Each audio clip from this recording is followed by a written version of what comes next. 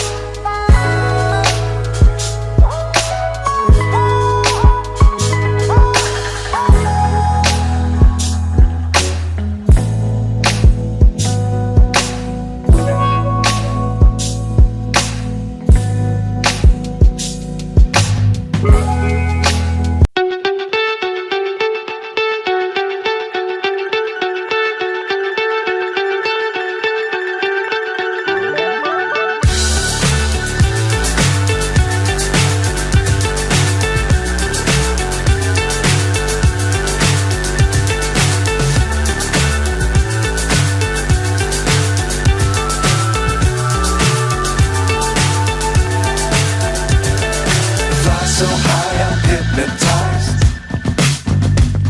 What's up is down, what's left is right. Chasing stars and holding you. I can't see the end, but we'll see it through.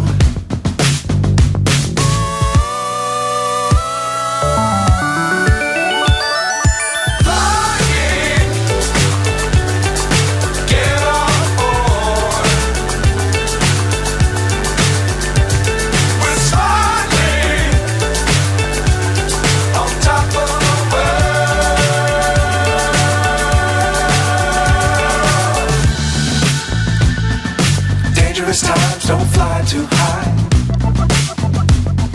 Be sure to keep the ground in sight.